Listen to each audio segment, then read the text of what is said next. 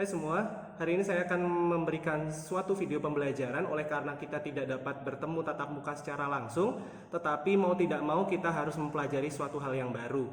Nah, oleh karena itu saya akan membahas materi kurva trigonometri, bagaimana cara menggambarnya lewat video ini.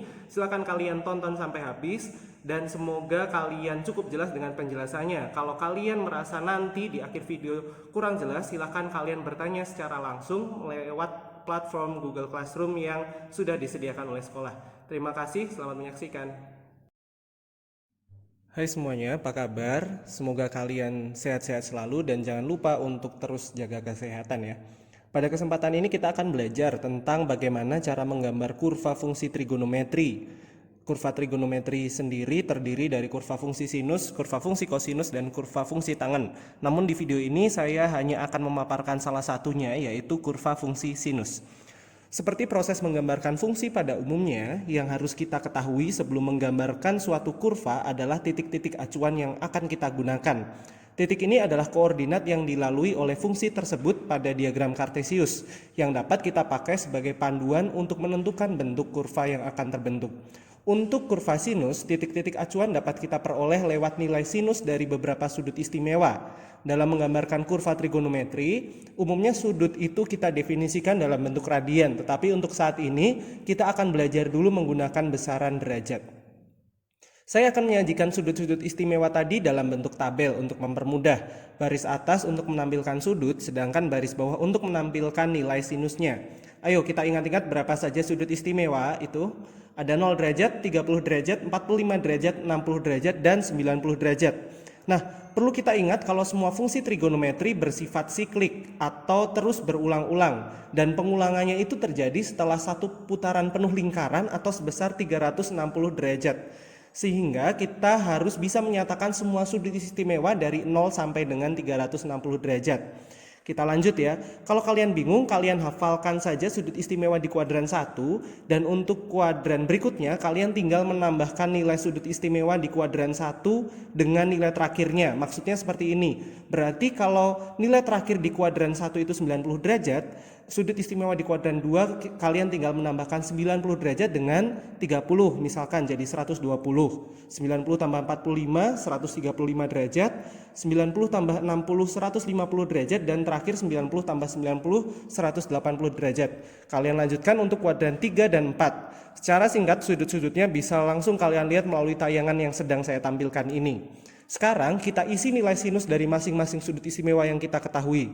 Sin 0 sama dengan 0, sin 30 setengah, sin 45 setengah akar 2, sin 60 derajat setengah akar 3, dan sin 90 derajat 1. Ingat, di kuadran 2 sinus akan tetap bernilai positif, sedangkan di kuadran 3 dan 4 nilai sinus akan bernilai negatif. Kalian boleh sambil menghafalkan dengan melakukan tahap ini sendiri ya. Tapi secara singkat, nilai sinus dari masing-masing sudut istimewa akan langsung saya tampilkan lewat tayangan ini. Oke, kita lanjut. Setelah memperoleh titik-titik acuannya, kita akan memindahkan titik acuan ini pada diagram Kartesius. Nah, pada diagram Kartesius kita menyatakan besar sudutnya di sumbu X. Sedangkan untuk nilai fungsi sinnya sendiri pada sumbu Y. Tapi tunggu dulu, kalau kita lihat nilai fungsi sinus yang sudah kita peroleh, mungkin cukup sulit bagi kita untuk menentukan letak setengah akar 2 dan setengah akar 3 di diagram Kartesius. Sehingga untuk membantu kita akan ubah besaran tadi semuanya ke dalam bentuk desimal. Dengan bantuan kalkulator akan diperoleh kalau nilai setengah akar 2 sama dengan 0,71, sedangkan setengah akar 3 sama dengan 0,89. Jangan lupa untuk memasukkan tanda negatif untuk sinus di kuadran 3 dan 4 ya. Dengan data yang sudah lengkap, kita siap untuk memasukkan titik-titik acuan tadi. Saya berpesan untuk menggambar, pastikan kalian menggambar sumbu Kartesius dengan penggaris dan menggunakan graph paper sehingga benar-benar lurus dan keduanya tepat saling tegak lurus antar sumbunya. Jangan lupa juga berikan tanda panah di setiap ujung sumbu Kartesius dan ada titik nolnya. Ditinjau dari data yang ada akan cukup mudah bagi kita kalau kita menggunakan kelipatan 30 derajat pada sumbu X. Saya akan buat dari minus 30 derajat sampai dengan 360 derajat. Setelah itu dengan hati-hati dan teliti kita masukkan setiap nilai fungsi sinus yang sudah kita peroleh tadi disesuaikan dengan besaran sudut yang ada. Ingat untuk sudut 45, 135, 225 dan juga 315 skalanya tidak kita temukan di sumbu X. Jadi pastikan kalian memasukkan nilainya tepat di antara skala-skala yang ada. Misal untuk sudut 45 derajat berarti tepat berada di antara 30 derajat dan 60 derajat.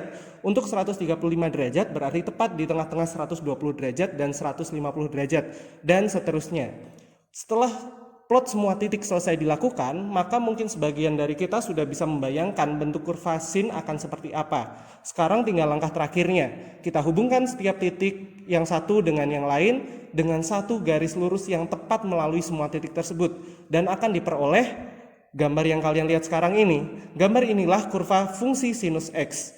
Terakhir, jangan lupa untuk membubuhkan keterangan fungsi itu di dekatnya, yaitu Y sama dengan sin X. Demikian proses untuk menggambar kurva fungsi trigonometri yang salah satunya adalah kurva fungsi sinus. Semoga cukup jelas, semoga cukup membantu kalian, dan jika kalian kurang jelas silahkan berikan pertanyaan melalui platform Google Classroom. Terima kasih, Tuhan berkati. Oke, demikian video singkat saya hari ini. Semoga membantu dalam pembelajaran.